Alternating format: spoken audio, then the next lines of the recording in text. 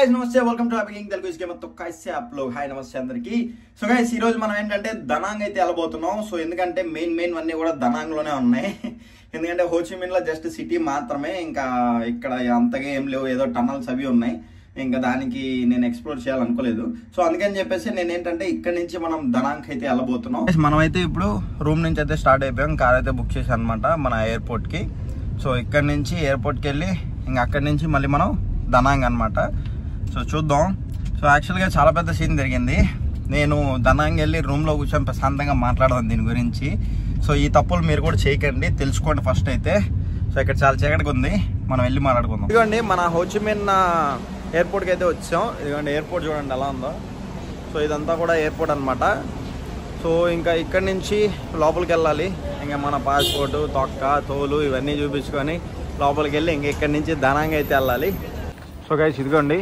ఇదంతా like airport లోపల అనమాట సో మన ఎయిర్లైన్స్ వచ్చేసి ఇది వియత్నాం ఎయిర్లైన్స్ సీన్ అయింది లైక్ ఏంటంటే మన పాస్పోర్ట్లో నా సర్నేమ్ ఉంది సో టికెట్లో నేను సర్నేమ్ పెట్టడం మర్చిపోయా సో అందుకని చెప్పి నన్ను మళ్ళీ రిటర్న్ పంపించారు అంటే రిటర్న్ అంటే అక్కడ ఆఫీస్ లాగా ఉంటుంది సో అక్కడికి వెళ్ళి మార్చుకొని రా అని చెప్పారు ఇదిగోండి ఈ ఒక పేపర్ ఇచ్చారనమాట సో దీంట్లో సర్నేమ్ అది పెట్టి ఇచ్చారు సో నేను అంతే అయిపోయింది అనుకున్నా లేదైతే నీ అమ్మ అయిపోయిందిరా బొక్కరా అనుకున్నా బట్ ఓకే ఇప్పుడు దరిద్రం ఏంటంటే మళ్ళీ ఒక అరగంట లైన్లో నిలబడాలి ఇందాక అరగంట లైన్లో నిలబడ్డాను భయ్యా సో ఇప్పుడు మళ్ళీ అదే లైన్కి వెళ్ళాలి అదే లైన్లో నిలబడాలి మళ్ళీ ఫైనలీ అయితే ఇదిగోండి బోర్డింగ్ పాస్ అయితే ఇచ్చారు ఈ పేపర్ అయితే జాగ్రత్తగా పెట్టుకోవాలి నేను ఎందుకంటే రిటర్న్కి కూడా దీంట్లోనే స్పెల్ చెక్ అయితే ఉంది ఈ అమ్మ అందుకే మీరు ఎప్పుడైనా సరే ఫ్లైట్ టికెట్ బుక్ చేసినప్పుడు మీ ఆధార్ కానీ పాన్ కార్డు కానీ లేదంటే మీరు ఇంటర్నేషనల్ అయ్యేటప్పుడు మాత్రం పక్కా పాస్పోర్ట్లో ఎలా ఉందో టికెట్లో కూడా సేమ్ అలానే పెట్టండి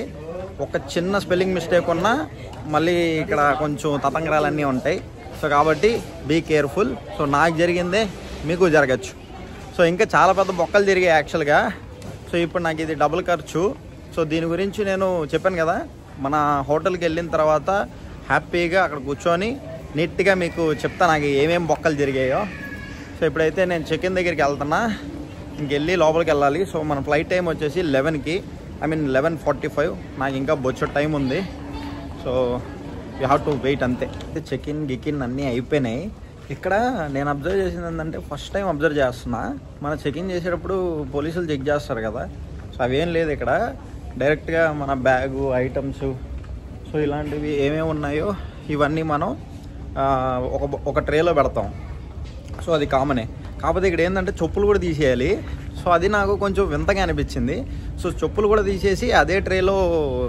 సపరేట్గా అక్కడ పెట్టున్నారనమాట అంటే ఆ ట్రేలో అక్కడ ఉంటుంది సింబల్ ఉంటుంది చెప్పుల సింబల్ సో అందులో చెప్పులు పెట్టాలి ఇటు సైడ్ బట్టలు ఫోన్లు ఏమన్నా అంటే అక్కడ పెట్టాలి కొత్తగా అనిపించింది సో అదనమాట సో ఇప్పుడు మన గేట్ నెంబర్ వచ్చేసి 8 బ్రో ఏంది బ్రో ఇక్కడ ఎంతమంది జనాలు ఉన్నారు నాయనా మనం ఫుల్ బుక్ అయిపోతాం ఇంకా కాకపోతే మన టైం ఇప్పుడు కాదులేండి మనకి చాలా టైం ఉంది ఎయిర్పోర్ట్ చూడండి ఎలా ఉందో వియత్నాంది ఇంటర్నేషనల్ ఎయిర్పోర్ట్ అంటే ఇది డొమెస్టిక్ ఎయిర్పోర్ట్ ఇది ఇంటర్నేషనల్ ఇంకో సైడ్ ఉంటుంది సో ఇదంతా ఫుడ్ సెక్షన్ సో ఫుడ్ కావాలంటే తినొచ్చు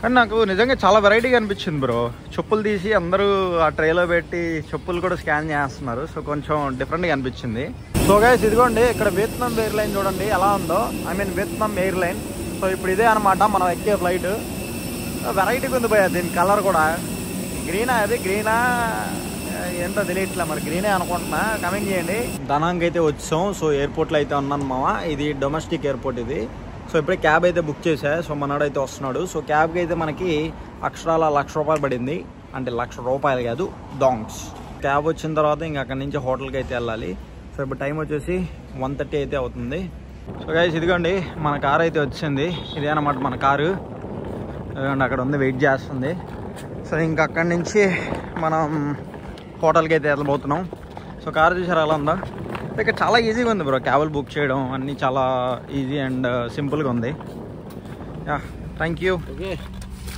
సీన్ ఏమైందంటే రూము అక్కడ కొంచెం రాంగ్ బుకింగ్ ఏదో అయ్యింది సో వాడు వేరే రూమ్ ఇస్తా అన్నాడు నాకు అది వద్దని చెప్పా సో అందుకని చెప్పి నేనేంటంటే ఇంకా అదిగో ఎర్లీ మార్నింగ్ నుంచి ఇక్కడ బీచ్ దగ్గర అయితే ఎంజాయ్ చేస్తున్నా సో నాకేంటంటే ఇదిగోండి ఈ వ్యూ చూడండి ఎలా ఉందో క్రేజీ అంటే క్రేజీ ఉంది నేను బ్యాక్ కెమెరా పెడతా చూడండి ఇది కూడా మావా అసలు బీచ్ చూడండి మావా ఎంత బాగుందో.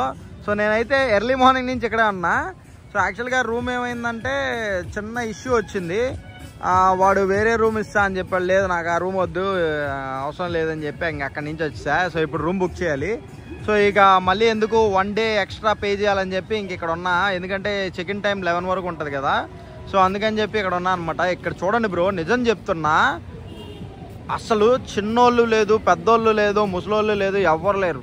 ప్రతి ఒక్క ఏజ్ గ్రూప్ వాళ్ళు ఇలా వచ్చి హ్యాపీగా, అంటే ఇక్కడనే కాదు మన హోచిమిన్లో కూడా చూపించాను నేను. వాళ్ళు ఏం చేస్తున్నారంటే ఇక్కడ హ్యాపీగా ఇలా వచ్చి ఇలా పాటలు పెట్టుకొని ఆ మ్యూజిక్తో వచ్చే దాంతో వీళ్ళు ఎక్సర్సైజులు చేస్తున్నారు. నిజంగా చాలా అంటే చాలా క్రేజీ అనిపించింది. ఇదిగోండి నా బ్యాగ్ అక్కడ పెట్టా. నా బ్యాగ్ ఉందని చెప్పి వెళ్ళట్లా, లేకపోతే లోపలికి వెళ్ళి నీట్ చూపించేవాడిని. అండ్ నాకు ఒకటి అర్థం కాదు ఏంటంటే, ఇదిగోండి అక్కడ జూమ్ చేస్తా చూడండి. ఇదిగోండి అక్కడ వీళ్ళు ఏం చేస్తున్నారో తెలియట్లేదు. లైక్ మంట పెట్టి లైక్ ఏదో గ్రూప్ అయితే ఉంది అక్కడ. సో ఒక్కసారి చూడండి మామ, ఎంత బాగుంది అసలు. చాలా అంటే చాలా చాలా బాగుంది. ఇక్కడ ఎర్లీ మార్నింగ్ ఇప్పుడు టైం ఎంత అవుతుంది? ఇదిగోండి టైం 5:36 అవుతుంది. చూసారా 5:36. అసలు 5:30 అయినట్టుందా బ్రో? అసలు ఇంత మార్నింగా 5:30కి ఎలా ఉంది చూడండి. అసలు ఏదో 7:30 అయితే ఎలా ఉంటుందో అలా ఉంది బ్రో. 5:30కి ఏంది బ్రో ఇలా ఉంది? చూసారా 5:30కి ఎంతమంది జనాలు బీచ్లోకి వచ్చి మొత్తం మునుగుతున్నారు. అది కూడా చూడండి అక్కడ దాకా వెళ్ళిపోయారు బ్రో వీళ్ళు. బీచ్ మధ్యలో అక్కడ దాకా వెళ్ళిపోయారు ఈదుకుంటూ. నాకు అదే అర్థం కావట్లే. ఇక్కడ రిస్ట్రిక్షన్స్ లేవు, ఏమీ లేవు, అసలు ఎవరు ఆపట్లేదు. సో హ్యాపీగా వీళ్ళు వచ్చి 5:30కి వచ్చి వీళ్ళు ఎక్సర్సైజులు చేయడం అసలు నిజంగా నాకు చాలా అంటే చాలా బాగా అనిపిస్తుంది. 5:30 అంటే నమ్మబుద్ధి కావట్లేదు బ్రో. ఇప్పుడు కూడా నేను ఇప్పుడు చూశాను బ్రో టైము. అండ్ ఇది చూడండి, ఈ ప్లేస్ కూడా ఎంత బాగుందంటే నిజంగా చాలా అంటే చాలా చాలా బాగుంది. సో నేను యాక్చువల్గా ఏంటంటే లైక్ 1 డే ఎక్స్ట్రా పే చేయాల్సి వస్తుంది. ఈరోజు డేట్ ఏంటి 18.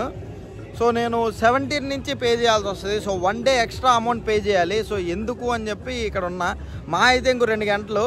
సో అలా ఇలా తిరిగేసానంటే టైం అంతా స్పెండ్ చేసినట్టే. సో ఆ 2 గంటల తర్వాత హ్యాపీగా రూమ్కి వెళ్ళి రూమ్లో ఉండొచ్చు. మనకి కొంచెం డబ్బులైనా మిగులుతాయి. సో ఇక్కడ నిజంగా ఎంత బాగుందంటే ఎర్లీ మార్నింగ్ 5:30కి ఇలా ఉందంటే నేను నిజంగా షాక్ అవుతున్నా. సో మీకు ఎలా అనిపించిందో కమెంట్ చేయండి. సో హే గైస్, యాక్చువల్గా ఇది నేను మీకు రూమ్లో చెప్దాం అనుకున్నా. బట్ ఏంటంటే అప్పటికే బాగా లేట్ అయిపోయిందని చెప్పి ఇంకా మర్చిపోయాను. నేను అసలు ఎండింగ్ ఇచ్చానా లేదా అనేది కూడా మర్చిపోయాను. సో యాక్చువల్గా మీకు మెయిన్ చెప్పాలనుకున్న విషయం ఏంటంటే, సో ఇప్పుడు ప్రజెంట్ అయితే నేను ఇంటికి వచ్చా.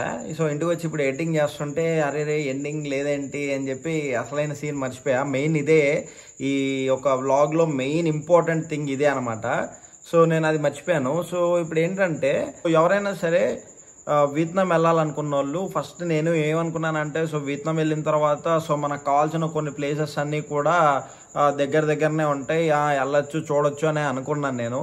సో ఇక్కడ సీన్ ఏం జరిగిందంటే, నేనైతే హోచిమిన్కి అయితే మన వీసా అప్లై చేసేటప్పుడు ఎంట్రీ వచ్చేసి ఏ సిటీకి ఎంట్రీ అవుతున్నాం అని చెప్పి అడుగుతాడు. సో నేనైతే హోచిమిన్నే పెట్టా. మళ్ళీ ఎగ్జిట్ అంటే మనం తిరిగి ఏ ఎయిర్పోర్ట్ నుంచి మీరు ఇండియాకి రావాలనుకుంటున్నారు. సో నేనేం చేశానంటే ఇక్కడే నేను చాలా పెద్ద మిస్టేక్ చేశాను. నేను రిటర్న్ కూడా హోచిమిన్ నుంచే పెట్టాను. సో సీన్ ఏమైందంటే, నేను ఎప్పుడైతే హోచిమిన్లో ల్యాండ్ అయ్యానో సో అప్పుడు నాకు తెలిసింది ఏంటంటే, నేను అనుకున్న ప్రతి ప్లేసెస్ కూడా ఇక్కడి నుంచి చాలా లాంగ్ ఉన్నాయని అర్థం. సో తర్వాత నేను రియలైజ్ అయ్యాను, అంటే హోచిమిన్లో ఏంటంటే మెయిన్ సిటీ ఒకటే ఉంది. సిటీ ఎలా ఉంటుంది, దాంట్లో మెయిన్ ఈ city hall, Opera building and sky deck అని చెప్పి ఒక పెద్ద బిల్డింగ్ ఒకటి ఉంటుంది. దానిపైకి వెళ్ళి వ్యూ చూడొచ్చు, సిటీ వ్యూ కనిపిస్తుంది. అండ్ అదేవిధంగా మనకి కొన్ని టనల్స్ ఉంటాయి, ఈ మిలిటరీ యుద్ధాలు జరిగేటప్పుడు సంథింగ్ ఏదో టనల్స్ ఉంటాయి. సో అక్కడికైతే నేను వెళ్ళలేదు. సో ఆ సంథింగ్ ఏదో టనల్స్ ఉంటాయి అంతే, ఇంక అంతకుమించి సిటీలో అయితే పెద్దగా ఏం లేదు. సో మెయిన్ మనకు కావాల్సిన స్టఫ్ మొత్తం ఎక్కడ ఉందంటే దనాంగ్లో ఉంది. సో మన హోచిమిన్ నుంచి దనాంగ్కి వెళ్ళాలి అంటే మనకి దగ్గర 1000 కిలోమీటర్స్ అయితే పడుతుంది. సో దనాంగ్లో ఏమున్నాయంటే మనకి ఇప్పుడు ఈ మంకీ మౌంటైన్స్ కానీ, మార్బుల్ మౌంటైన్స్ కానీ, అండ్ అదేవిధంగా మనకి మెయిన్ ప్రతి ఒక్కరు కూడా వియత్నాంకి వెళ్తే చూడాల్సిన థింగ్ ఏంటంటే, ఇది మన బానా హిల్స్ అని ఒకటి ఉంటుంది. అక్కడ ఏంటంటే ఇట్లా చేతుల పైన లైక్ బ్రిడ్జ్ ఉంటుంది అనమాట. సో ఈ థింగ్స్ అన్నీ కూడా మనకి దనాంగ్లో ఉన్నాయి. సో దనాంగ్ నుంచి మళ్ళీ ఇంకొక ప్లేస్ ఉంది, ట్రైన్ స్ట్రీట్ అని చెప్పేసి, మళ్ళీ ఇంకా కొన్ని ప్లేసెస్ ఉన్నాయి. సో ఆ ప్లేసెస్ సరిగ్గా గుర్తు రావట్లేదు. సో అవన్నీ కూడా హనాయ్ యా హనాయ్. ఇక్కడ 2 పేర్లు కన్ఫ్యూషన్ బ్రో, గుర్తుపెట్టుకోండి. హనాయ్ అనేది ఒక సిటీ, ఇంకొక ప్లేస్ ఉంటుంది హయాన్. అంతే, HOIAN. సో ఈ 2 నాకు ఎప్పుడు కన్ఫ్యూషనే. ఈ హయాన్ అనేది ఏంటంటే మన దనాంగ్ నుంచి 20 కిలోమీటర్స్ 30 కిలోమీటర్స్ ఉంటుంది అంతే. సో అక్కడ మనకి ఏంటంటే కొన్ని యాక్టివిటీస్ ఉంటాయి. మనకి ఈ పారాగ్లైడింగ్ వచ్చేసి మనకి అదేమంటారు ఇంజన్ ఉంటుంది. సో ఇంజన్తో తీసుకెళ్లేది అలాంటివి కొన్ని ఉంటాయి. అండ్ అదేవిధంగా మెయిన్ ఏంటంటే అక్కడ చాలామంది టూరిస్టులు మెయిన్ వెళ్ళే స్పాట్ ఏంటంటే మనకి ఇదేమంటారు కోకోనట్ ట్రీస్. సో దాని మధ్యలో ఆ రివర్ మధ్యలో నుంచి ఒక బాస్కెట్ బోట్ ఉంటుంది. సో అందులో నుంచి తీసుకెళ్తారన్నమాట. ఈ యాక్టివిటీస్ అన్నీ అక్కడ ఉంటాయి. అండ్ అదేవిధంగా మీకు బట్టలు కూడా కొంచెం చీప్గా అయితే దొరుకుతాయి అనమాట. సో ఈ ప్లేసెస్ అన్నీ కూడా హోచిమిన్ నుంచి చాలా దూరం ఉన్నాయి. సో ఇక్కడ నాకు జరిగిన సీన్ ఏంటంటే ఇదంతా మీరు చూస్తనుకోవచ్చు, బట్ ఇన్ఫర్మేషన్ అయితే ఇస్తున్నా. నాకు పెద్ద బొక్క పడింది. ఇది బొక్క కాదు, బొక్క అంటారే ఆ మాదిరిగా అనమాట. అంటే ఏంటంటే సో మీరు రిటర్న్ ఏంటంటే దనాంగ్ నుంచి హోచిమిన్కి వచ్చి మళ్ళీ మీరు ఇండియాకి రావాలి. మీరు దనాంగ్ ఎయిర్పోర్ట్లో లేదా హనాయ్ ఎయిర్పోర్ట్లో మీరు ఎక్కి ఇండియా రావాలంటే వాళ్ళు యాక్సెప్ట్ చేయరు అక్కడ. సో కంపల్సరీ మీరు ఎగ్జిట్ ఏదైతే వీసాలో పెట్టింటారో అక్కడి నుంచి మాత్రమే వెళ్ళాలి. సో ఇక్కడ నాకు ఏం జరిగిందంటే నేను ఇది మన హోచిమిన్లో దగ్గర 4 days ఉన్నాను నేను. అందులో 2 days నాకు లిటరల్లీ వేస్ట్. ఎందుకంటే ఆ 4 daysకి నేను హోటల్ అయితే బుక్ చేసా. సో నేను ఇంకా వేస్ట్ చేసి రాలేను. సో 2 days నేను ఖాళీగా ఉన్నాను, వీడియోస్ ఏం చేయకుండా. సో దాని తర్వాత నేను ఏం చేశానంటే మళ్ళీ నేను మన టికెట్స్ మన దనాంగ్కి అయితే టికెట్స్ బుక్ చేసా, ఫ్లైట్ టికెట్స్. ఎందుకంటే బస్లో 22 hours చూపిస్తుంది. అండ్ అది కూడా ప్రైస్ ఎలా ఉందంటే 1,700,000 అలా ఉంది వాళ్ళ కరెన్సీలో. సో మన కరెన్సీలో వచ్చేసి 2,200 2,400 అలా పడుతుంది. అండ్ అదేవిధంగా ట్రైన్ అయితే మాత్రం లిటరలీ చెప్తున్నా 1.5 million 1.3 million అలా ఉన్నాయి. అంటే దగ్గర 3,000 నుంచి 5,000 లోపల ఉన్నాయి. సో నేను ఇంకా ఫిక్స్ అయిపోయా, ఇంకా అంతా పెట్టేటప్పుడు ఇంకా ఫ్లైటే పెట్టుకోవచ్చు కదా అని చెప్పి ఫ్లైట్ టికెట్ అయితే బుక్ చేశా. సో మన హోచిమిన్ నుంచి దనాంగ్ నుంచి మళ్ళీ రిటర్న్ నా ఇండియా ఫ్లైట్ ఎప్పుడైతే ఉందో సో ఆ టైంకి నేను రిటర్న్ అయితే బుక్ చేసేసుకున్నా దనాంగ్ నుంచి. సో ఇంకా నేను దనాంగ్ అయితే ఇప్పుడు వచ్చాను. ఇంకా నెక్స్ట్ ఎక్కడెక్కడ తిరుగుతానో ఏంటి అనేది అయితే ఇంకా ఇక్కడి నుంచి చూసుకోవాలి. ఎందుకంటే ఇప్పటికే చాలా స్పెండ్ చేశాను, మ్యాక్సిమం చాలా ప్లేసులు తిరగకపోవచ్చు. సో ముందు వీడియోస్లో వస్తాయి. సో నేను ఈ చేసిన తప్పులు మీరు చేయకూడదని చెప్పి లైక్ ఇంత డీటెయిల్గా అయితే చెప్తున్నా. సో మీరైతే వీసా అప్లై చేసుకున్నప్పుడే ఫస్ట్ ఒక నీట్గా ఒక ప్లాన్తో వెళ్ళండి. ఎక్కడి నుంచి ఎక్కడికి వెళ్ళాలి, ఎగ్జిట్ ఎక్కడ పెట్టుకుంటే బెటర్ ఏంటి అనేది.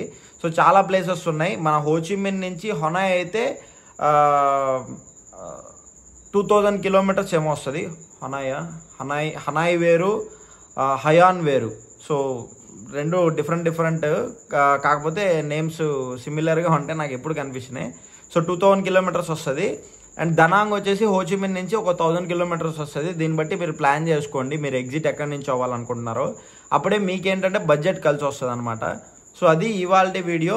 సో మీకు హెల్ప్ఫుల్ అనిపిస్తే ఒక లైక్ కొట్టండి. అండ్ ఇంకా మన ఛానల్కి ఎవరైనా సబ్స్క్రైబ్ చేయకపోతే సబ్స్క్రైబ్ చేసేసుకోండి. అండ్ చలో మరి చెక్కే బాయ్, लव यू गाइस।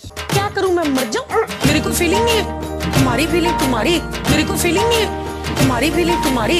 साडा कुत्ता टॉमी, साडा कुत्ता साडा कुत्ता टॉमी, साडा कुत्ता